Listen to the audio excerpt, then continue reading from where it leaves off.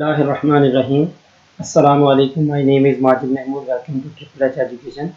उम्मीद है आप सब खैरियत से होंगे। अल्लाह ताला की रहमतें और बरकतें आपके ऊपर नाज़िल होती रहें। अल्लाह ताला आपको दोनों जहानों की खुशियाँ और कामयाबियाँ अता फरमाए। नई वीडियो के साथ आपकी खिदमत में हाजिर हूँ। इस वीडियो में हम सीखेंगे माइक्रोसॉफ्ट एक्सेल के बारे में कि माइक्रोसॉफ्ट एक्सेल जो है वो कहाँ कहाँ पे इस्तेमाल होता है और हम उसके जो डेली लाइफ में यूजेस हैं वो कौन कौन से हैं। माइक्रोसॉफ्ट एक्सेल शुरू से लेके एंड तक आपको सिखाऊंगा और आपको गारंटी दूंगा कि जब कोई बंदा माइक्रोसॉफ्ट एक्सेल सीख के फारिग नहीं रह सकता, वो किसी ना किसी कंपनी के अंदर, किसी ना किसी दफ्तर के अंदर, किसी ना किसी जगह पे वो एडजस्ट लाजमी हो जाएगा। तो ये मेरा आप पहला लेक्चर जो है माइक्रोसॉफ्ट और एक्सेल के अंदर ये इंट्रोडक्शन के बारे में होगा और थ्रू आउट ऑनवर्ड आगे इसके बाद वन बाय वन मैं आपको एक एक मॉड्यूल, एक एक फंक्शन जो माइक्रोसॉफ्ट एक्सेल का है वो आपको समझाऊंगा अपनी इन वीडियोस के अंदर। तो आपसे गुजारिश ये है कि अगर आप माइक्रोसॉफ्ट एक्सेल में माहिर बनना चाहते हैं तो मेरी हर आने वाली वीडियो जो है वो लाजमी देखें। जब आप लाजमी देखेंगे और वीडियो में से कुछ ना कुछ आप सीखेंगे तो आपको एट दी एंड जब माइक्रोसॉफ्ट एक्सेल का जो कोर्स है वो ख़त्म होगा तो आप इस काबिल हो जाएंगे, इस जगह पे खड़े होंगे कि आप किसी भी जगह जाके अपनी सीवी जमा करवा के जॉब हासिल कर सकते हैं। तो चलते हैं जी, स्टार्ट करते हैं। पहले माइक्रोसॉफ्ट एक्सेल के बारे में वीडियो स्टार्ट करने से पहले जिसने मेरे चैनल को अभी तक सब्सक्राइब नहीं किया वो मेरे चैनल को सब्सक्राइब करे, बेल आइकन को ऊपर प्रेस करे ताकि मेरी जो भी वीडियो अपलोड हो उसका नोटिफिकेशन आपकी स्क्रीन के ऊपर सबसे पहले पहुंचे। माइक्रोसॉफ्ट एक्सेल ये एक ऐसा टूल है, एक ऐसी एप्लीकेशन, एक ऐसा सॉफ्टवेयर है माइक्रोसॉफ्ट कंपनी ने जो बना दिया है। इसको आप इस्तेमाल कर सकते हैं अपने घर में, अपने ऑफिस में, स्कूल में, कॉलेज में, बिजनेस के अंदर आप इसको इस्तेमाल कर सकते हैं। टीचर्स इस्तेमाल कर सकते हैं बच्चों को मुख्तलिफ़ किस्म की कैलकुलेशन, फार्मूलाज, मैथ के अंदर जो इस्तेमाल होते हैं, चार्ट्स हैं, ग्राफ्स हैं, आप डाटा एनालिसिस हैं उसको इस्तेमाल कर सकते हैं, बच्चों को बता सकते हैं। स्टैट के अंदर जो फार्मूलाज इस्तेमाल होते हैं वो हम इसमें इस्तेमाल कर सकते हैं। एवेल्यूएशन डाटा की करनी हो वो कर सकते हैं। बजट हमने बनाना हो, मंथली जो एक्सपेंसेस होते हैं, बजट होते हैं वो हम बना सकते हैं। तो माइक्रोसॉफ्ट ऑफिस हम किसी कंपनी में अगर कोई काम कर रहे हैं वहाँ पे माइक्रोसॉफ्ट ऑफिस इस्तेमाल कर सकते हैं कंपनी का रिकॉर्ड रखने के लिए, उसको मेंटेन करने के लिए, सेल परचेज जो होती है बिजनेस में उसको मेंटेन करने के लिए, जितनी भी इनवॉइसेज हैं उनको मेंटेन करने के लिए हम माइक्रोसॉफ्ट ऑफिस को इस्तेमाल करते हैं।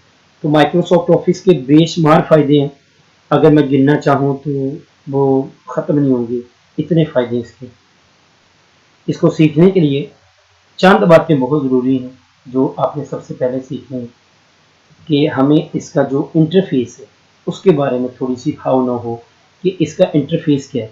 जब भी हम माइक्रोसॉफ्ट एक्सेल के अंदर इस तरह का आइकन बना होता है, अगर किसी के कंप्यूटर में इंस्टॉल है माइक्रोसॉफ्ट ऑफिस 2007 है, 10 है, 3 है, पहले 13 था, आगे 13 आ गया, 16 है, जो भी वट एवर आपके कंप्यूटर में जो भी माइक्रोसॉफ्ट ऑफिस इंस्टॉल है आपने उसमें से एक्सेल को ओपन कर लेना। जब आप एक्सेल को ओपन करेंगे, क्लिक करेंगे, अगर किसी को एक्सेल को इंस्टॉल करना, माइक्रोसॉफ्ट ऑफिस को इंस्टॉल करना नहीं आता तो मेरे चैनल के ऊपर आप जस्ट लिखेंगे Microsoft MS office installation complete process, तो मेरी वीडियो आपके सामने आ जाएगी। आप उस वीडियो को देखेंगे तो माइक्रोसॉफ्ट ऑफिस को इंस्टॉल करना आप वहाँ से सीख लेंगे।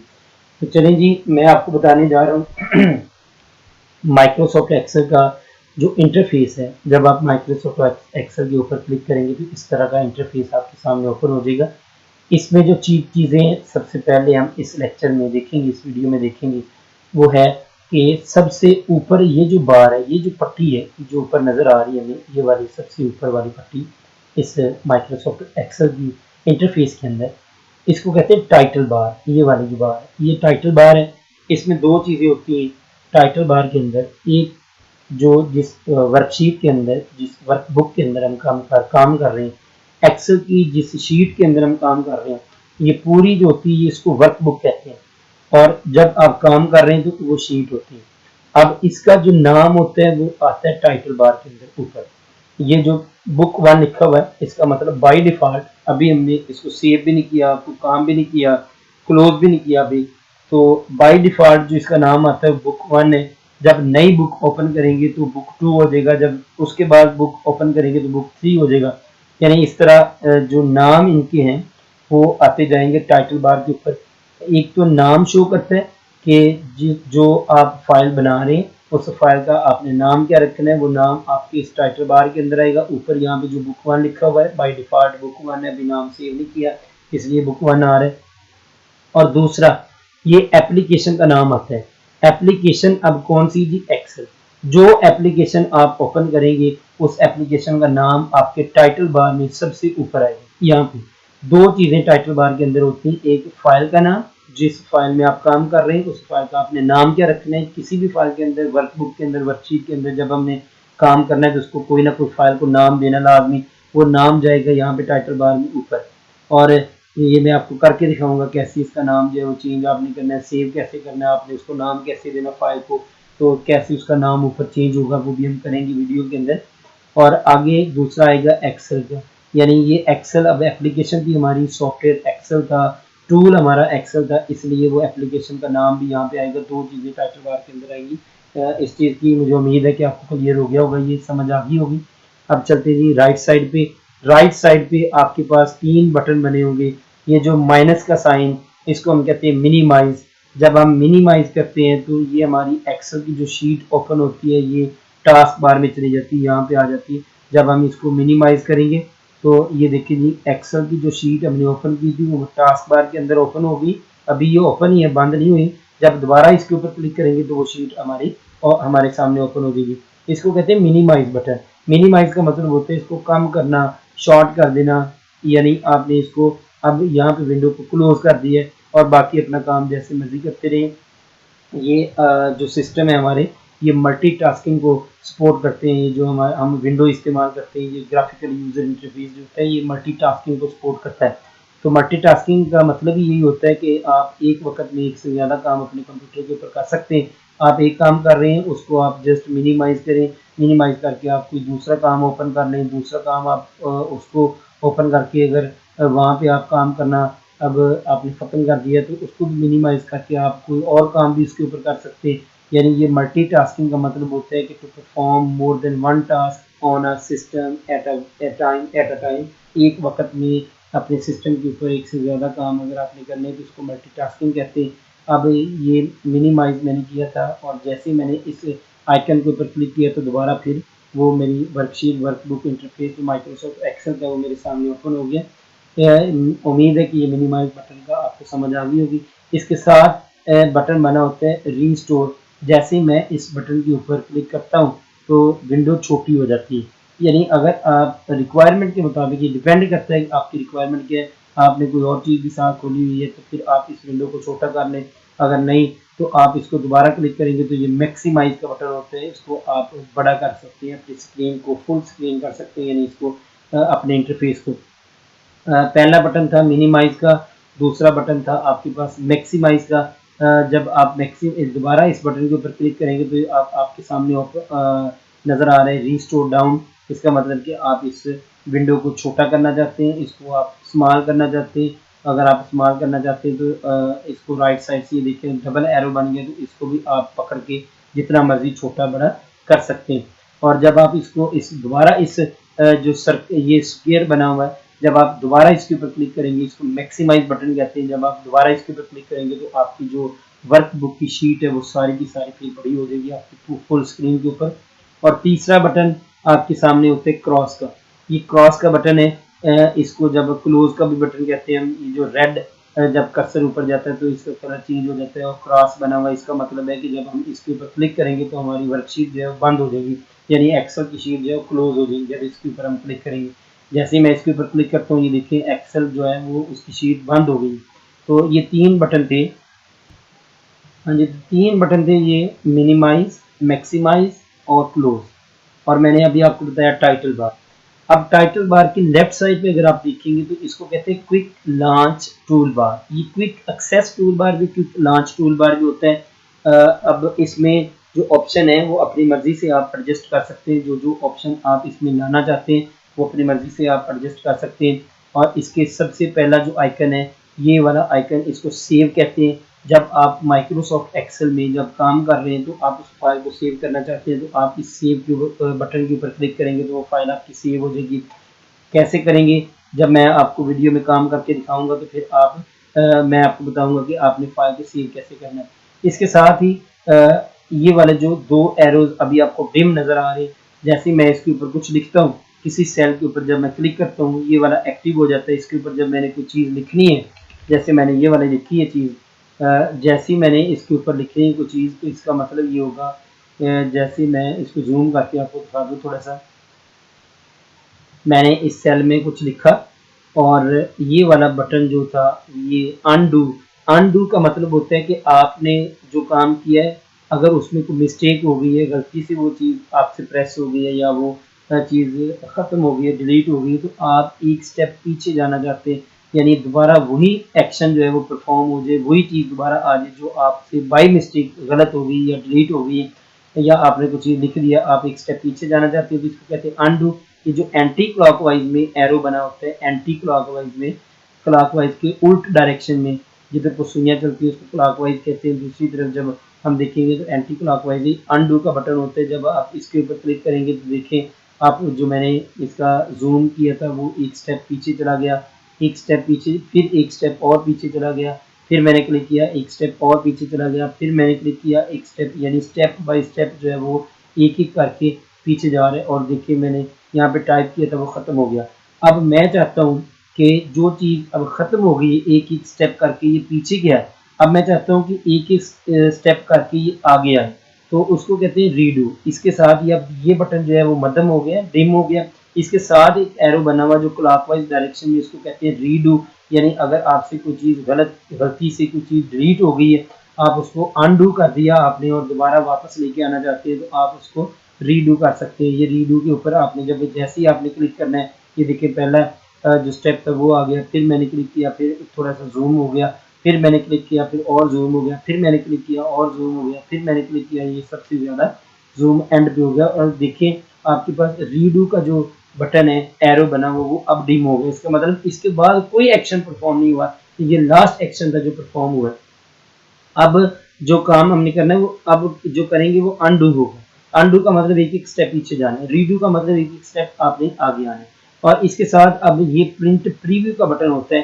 प्रिंट प्रीव्यू इस्तेमाल होता है कि जो आप काम कर रहे हैं इसका आपने अगर प्रिंट लेने से पहले चेक करना चाहते हैं कि जो हमने काम किया वो सही है, कोई उसमें मार्जिन जो है वो गड़बड़ तो नहीं, आगे पीछे तो नहीं है, तो प्रिंट प्रीव्यू जो होता है ये इस तरह जब इसके ऊपर आप क्लिक करते हैं तो आपको ये पेज जो है उसकी सेटिंग आपको दिखा देता है कि कोई चीज़ पेज से बाहर तो नहीं निकल रही, पेज का मार्जिन ठीक है, पेज का साइज़ ठीक है, ओरिएंटेशन इसकी ठीक है, लैंडस्केप है या पोर्ट्रेट है, वो सारी चीज़ें वो बाद में जब हम देखेंगे तो मैं आपको समझा दूंगा कैसे करनी है। आपने अभी सिर्फ ये क्विक लॉन्च टूल बार या क्विक एक्सेस टूल बार के अंदर जो ऑप्शन आ रही थी वो मैंने आपको बता दिए। अब ये ड्रॉप डाउन मेन्यू बना होता है, आप अपनी मर्जी से क्विक एक्सेस टूल बार के अंदर ऑप्शंस को ऐड कर सकते हैं। जब आप इस ड्रॉप डाउन मेन्यू के ऊपर आप क्लिक करेंगे तो आपके सामने ये काफ़ी सारे ऑप्शन है। अगर किसी नई फाइल को आप ओपन करना चाहते हैं तो आप उसका आइकन देखना चाहते हैं कि ये इसके अंदर आ जाए तो ये देखिए जी उसका आइकन एक इमेज उसकी बन चुकी है नई फाइल को ओपन करने के लिए। जब आप किसी फाइल को जो पहले से मौजूद है आपके सिस्टम में उसको ओपन करना चाहते हैं तो आप उसके ऊपर क्लिक करेंगे ओपन की, तो ये उसका भी आइकन एक इमेज उसकी एक पिक्चर छोटी सी वो बन जाएगी। जब आप इसके ऊपर क्लिक करेंगे तो एक नई फाइल जो आपने सेव की हुई है वो फाइल ओपन हो जाएगी। फिर बाकी ऑप्शन है ईमेल है, क्विक प्रिंट है, उसके बाद प्रिंट प्रीव्यू है, spelling, undo, redo, sort ascending, sort descending, ये काफ़ी सारे ऑप्शन हैं। इनको आप अपनी मर्जी से क्विक लॉन्च टूल बार या क्विक एक्सेस टूल बार के अंदर ऐड कर सकते हैं। अगर आप इनको ऐड करके ख़त्म करना चाहते हैं तो दोबारा इनके ऊपर क्लिक करें, अनचेक कर दें, वो ख़त्म हो जाएंगे। इसको मैंने क्लिक किया, ओपन को मैंने क्लिक किया तो वो ख़त्म हो गया। प्रिंट प्रीव्यू जो बना हुआ था उसको अगर ख़त्म करना है तो वो भी ख़त्म हो जाएगा। ये टच माउस मोड है, इसको मैं ख़त्म करना चाहता हूँ, जिसके ऊपर क्लिक करूँगा वो ख़त्म हो जाएगा। जी, जो चीज़ें आप ऐड करना चाहते हैं क्विक एक्सेस टूल बार में, आप ड्रॉप डाउन मेन्यू के ऊपर क्लिक करें, तो जो ऑप्शन आप इसमें ऐड करना चाहते हैं वो आप ऐड कर सकते हैं। उनके ऊपर एक दफ़ा क्लिक करना है, वो ऐड हो जाएंगे। जब दूसरी दफ़ा क्लिक करेंगे वो क्विक एक्सेस टूल बार से रिमूव हो जाएंगे, ख़त्म हो जाएंगे।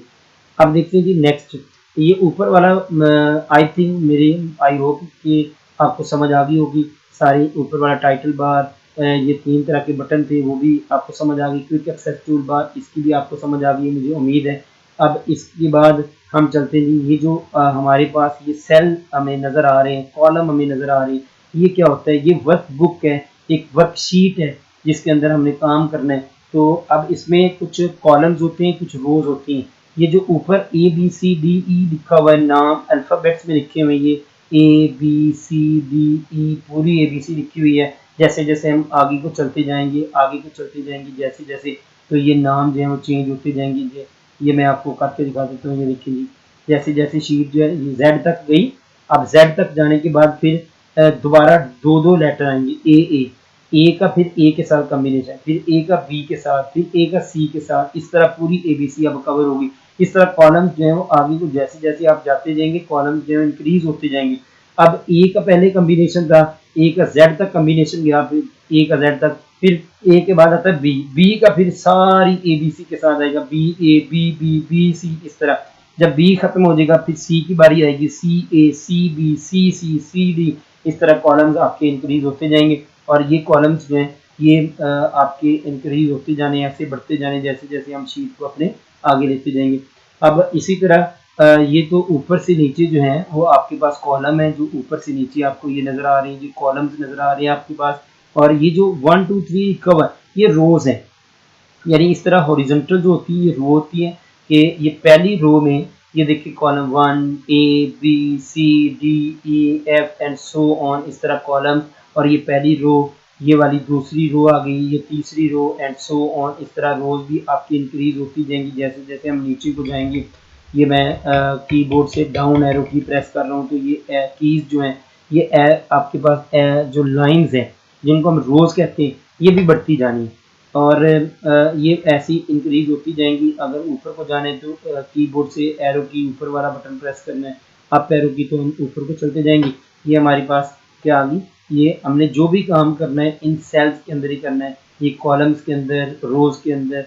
अब ये जो जिसके ऊपर मैं क्लिक करता हूँ ये एक्टिव हो जाता है और बाकी जो है वो डीएक्टिवेट हो जाते हैं। तो इसको एक सेल कहते हैं। इस सेल का अगर आप एड्रेस देखना चाहते हैं कि इसका एड्रेस क्या है, इसका कॉलम कौन सा है, इसकी रो कौन सी है, तो आप लेफ्ट साइड पे यहाँ पे देखेंगे, आपको नजर आएगा ये वाला। इसको अगर आप देखना चाहते हैं तो ये देखेंगे, बी इसका कॉलम है, ये बी हाईलाइट भी हो गया, आपको नजर आएगा बी इसका कॉलम है और 2 इसकी रो है। तो अगर आप देखना चाहते हैं तो ये आपको यहाँ पे आपको नजर आएगा, ये वाला इस साइड पे बी टू था, ये वाला बी इसका मतलब कॉलम है और 2 इसका मतलब इसकी रो है। तो जिस भी कॉलम के ऊपर, जिस भी सेल के ऊपर आपने क्लिक करना है, इस सेल का एक एड्रेस होता है। एड्रेस क्या होता है कि इसका कॉलम कौन सा है, इसकी रो कौन सी है। अगर आप इस सेल के ऊपर जब मैंने क्लिक किया तो देखें ये हाईलाइट हो गया और इसके इर्द गिर्द चारों तरफ जो है वो बॉर्डर लग गया, बॉर्डर लाइन आ गई है, एक बॉर्डर लाइन आ गई, जिसका मतलब ये हमारा एक्टिव सेल हो गया। जो भी चीज़ मैंने अब लिखनी है वो इस सेल के अंदर लिखी जाएगी, जो भी मैं लिखूंगा वो इस सेल के अंदर टाइप होता जाएगा, बाकी किसी और सेल के अंदर वो चीज़ टाइप नहीं होगी। क्यों? क्योंकि ये हमारा अब सेल जो है वो एक्टिव है। और इसका एड्रेस क्या होता है कि इसका कॉलम कौन सा, ऊपर से नीचे हम देखेंगे इसका कॉलम कौन सा है, और इसी रो जो हाईलाइट हुई है इसके बिल्कुल सामने वो हम देखेंगे तो इसका कॉलम ई है और इसकी रो 4 है, तो E4 इसका एड्रेस हो गया। ये देख लें, आप चेक कर लें, आपको लेफ्ट साइड की टॉप पे नजर भी आएगा E4 इसका जो एड्रेस है वो नजर आ रहा है। अब किसी भी कॉलम के ऊपर, यहाँ पे मैं सेल के ऊपर क्लिक कर देता हूँ तो ये देखें एच वाला कॉलम इसमें हाईलाइट है और इसकी जो रो है वो 15 हाईलाइट है। इसका मतलब इस जो सेल का एड्रेस है वो H15 है। आप ऊपर देखें लेफ्ट साइड पे, यहाँ पे आपको नजर आएगा H15। मुझे उम्मीद है कि आपको ये समझ आ गई होगी। अब चलते हैं जी नेक्स्ट, हम नीचे, ये शीट 1 है। शीट 1 जो भी हमने काम करना है वो शीट 1 के अंदर हो रहा है और इसका नाम भी हम चेंज कर सकते हैं। वो कैसे करेंगे वो नेक्स्ट वीडियो में लेके आऊँगा, जब हम काम करेंगे प्रॉपर तरीके से इसमें। जब हम पहला इसको शुरू कर लेंगे तो फिर मैं आपको बताऊंगा कि इसका नाम फाइल का आपने कैसे रखना है, उसको सेव कैसे करना है और शीट का नाम आप कैसे चेंज करना चाहते हैं। और एक शीट जब ख़त्म हो जाए तो दूसरी शीट आप बनाना चाहते हैं, तो इस शीट के साथ ही प्लस का साइन है, आप उस प्लस के ऊपर क्लिक करेंगे तो एक नई शीट बन जाएगी। जैसे ये शीट 1 थी पहले वाली, ये देखिए पहले वाली शीट 1 के अंदर मैंने कुछ टाइप किया हुआ था, सेल को हाईलाइट किया हुआ था, ये एक्टिव था। और जब जैसे मैं शीट 2 के ऊपर क्लिक करता हूँ तो आपको ये देखिए पहले बाई डिफ़ॉल्ट जो है वो पहले सेल के अंदर वो हाईलाइट किया हुआ एक्टिवेट सेल आपको नज़र आ रहा है। ए वाला कॉलम है, पहली रो है 1A1, उसका जो एड्रेस है वो ऊपर इसके नज़र भी आ रहा है, A1 ऊपर नज़र आ रहा है इसका एड्रेस। ये दूसरी शीट। इस तरह अगर आप शीटें बनाना चाहते हैं तो ये शीटें भी आप बना सकते हैं। ये प्लस के ऊपर क्लिक करते जाएं तो आपकी शीटें जो है बनती जाएंगी, इंक्रीज होती जाएंगी। पहले वाली शीट का नाम शीट 1 था, फिर शीट 2, 3, 4, 5 एंड सो ऑन, इस तरह शीटें इंक्रीज होती जानी, बनती जानी। तो इसके बाद हम चलते हैं जी, ये वाला जो बार होता है, ये वाला इसको हम कहते हैं स्क्रॉल बार, और एक होता है इधर वाला, ये वाला बार ऊपर से नीचे, जहाँ पे मेरा कर्सर जा रहा है ये देखिए ऊपर से नीचे। अगर पेज को आप ऊपर से नीचे लेके आना चाहते हैं या पेज को आप लेफ्ट से राइट साइड पे लेके जाना चाहते हैं, तो लेफ्ट से राइट साइड पे लेके जाना है या राइट से, अब राइट साइड पे लेके जा रहा हूँ मैं, इसके ऊपर क्लिक कर रहा हूँ। ये यहाँ पे मैं जहाँ पे मेरा कर्सर है, ये देखिए कर्सर मेरा आ रहा है यहाँ पे, इस एरो के ऊपर मैं जब क्लिक करता हूँ इस निशान के ऊपर, तो कहाँ पे जा रही शीट, आगे को जा रही लेफ्ट साइड पे। ये स्क्रॉल बार इसको कहते हैं हॉरिजॉन्टल स्क्रॉल बार। ये जो बार होता है ये स्क्रॉल बार हॉरिजॉन्टल होता है। और जब ऊपर से नीचे आपने आना है, ये वाला कर्सर जब मेरा यहाँ पे जाता है राइट साइड पे, ये वाला कर्सर जब इसके ऊपर मैं क्लिक करता हूँ तो मेरी पेज, ये देखिए शीट है नीचे को आ रही है। जब आपने ऊपर को जाना है तो फिर आपको ऊपर क्लिक करना पड़ेगा, फिर आपका कर्सर जो है वो आपका जो पेज, आपकी शीट जो है वो ऊपर जाएगी। ये स्क्रॉल बार पेज को ऊपर नीचे, शीट को वर्टिकली ऊपर नीचे मूव करवाने के लिए इस्तेमाल होता है। और ये जो स्क्रॉल बार है ये पेज को लेफ्ट से राइट साइड पे मूव करवाने के लिए इस्तेमाल होता है। तो मुझे उम्मीद है कि आपको ये वीडियो जो है वो समझ आ गई होगी, इसकी समझ आ गई होगी। अब अगले टॉपिक के ऊपर, अगली चीज़ के ऊपर चलते हैं। ये जो बार है, ये वाला जो यहाँ पे ये आपको शीट नज़र आ रही है, इसके ऊपर ये जो FX बना हुआ है, इसका मतलब है इंसर्ट फंक्शन। हमने कोई भी अगर एक्सेल के अंदर फंक्शन इंसर्ट करना है तो हम इसकी मदद से कर सकते हैं। ये इसके सामने बिल्कुल ये जो आपको बार नज़र आ रही है खाली, इसके ऊपर जब मैं क्लिक करूँगा तो इसको फार्मूला बार कहते हैं। जो भी चीज़ मैंने यहाँ पे लिखनी है, यहाँ पे जो मैं लिखूँगा वो भी मेरे इस सेल के अंदर टाइप होती जाएगी। यानी जो भी चीज़ मैंने अपने यहाँ पे देखें आप, फार्मूला बार के अंदर देखें, जो जिस सेल के अंदर मैंने क्लिक कर दिया वो एक्टिव सेल है। और अब जब फार्मूला बार के ऊपर मैं क्लिक करूँगा तो जो भी चीज़ मैं लिखूँगा इसका मतलब है वो चीज़ मेरी वहाँ पे लिखी जाएगी।